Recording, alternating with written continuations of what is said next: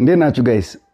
የዚች ሁለት ቀን ደግሞ ግርግሯ የዚች የቲክቶክ አጀንዳዋ የአቤል ሙልጌታ የሙዚቃ ማቆም አጀንዳ ነውና አይደለም። አቤል ሙልጌታ የተረጋጋ ማንነት ውስጥ ያለ ልጅ አይመስለኝምና ከዚህ በፊትም ካንዴ ሁለት ጊዜ በቃኝ ብሎ መዝሙር ሁሉ ሰርቶ ነበር። አሁን አቤል ሙልጌታ ዘፈን አቆምኩኝ እያለና ያለው ዘፈን እንዳላቆምኩ ሁላችንም እናውቃለን። ቦታ ነው የቀየርከው፣ አዳራሽ ነው የለወጥከው እንጂ በፍጹም ዘፈን አላቆምክም። ያው ግጥሟን ቀየር አድርገ በጣም ይገርማችሁ ግን ለምንድን ነው ብዙ ሙዚቀኞች ዝናችሁን ስታጡ፣ ተደማጭነት ስታጡ፣ የናይት ክለብ ሽቀላ ሲጠፋ፣ የሙዚቃው ዓለም ሲከዳችሁ፣ ተደማጭነት ስታጡ፣ ከዝና ማማ ላይ ስትወርዱ ነው እንዴ ወንጌል ትዝ የሚላችሁ? ነው ትዝ የሚላችሁ? አንድ ሰው ጀግና ነው የሚባለው የምር ወንጌል ለወጠው የምርም የክርስቶስ ኢየሱስ ፍቅር ዋጀው ተብሎ የሚነገርለት እዛው ዝና ማማ ላይ ያለ እየተጨበጨበልህ እየተደነክ በነበርክ በጊዜ በዛ ዘመን ብትመጣ አዎ ጀግና ነህ ትባላለህ። አሁን አቤል ሙልጌታ ከነመፈጠረ ማህበረሰቡ ዘንግቷል፣ ረስቷል። ብዙ ቦታዎች ረግጣል፣ ፖለቲካ ላይ ረግጣል። በጣም ብዙ ያልዳከርክበት ቦታ የለም።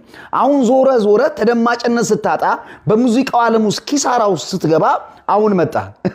በርግጥ 3 ሰዓትም 6 ሰዓትም 9 ሰዓትም ብትመጣ እግዚአብሔር ልጆቹን ከመቀበል ወደ ኋላ አይልም።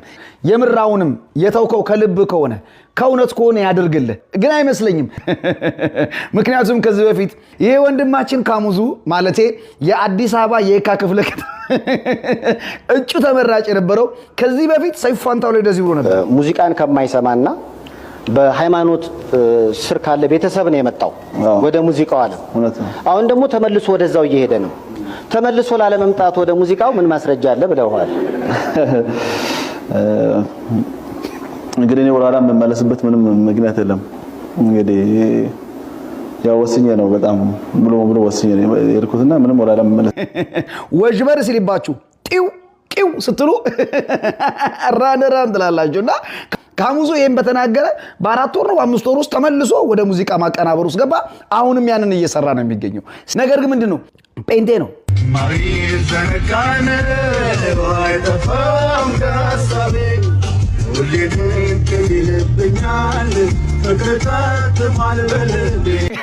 በነገራችን ላይ ካሙዙ በጣም ለብዙ የጴንጤ ዘማሪዎች ሙዚቃ ቀናብሯል ማለት ያው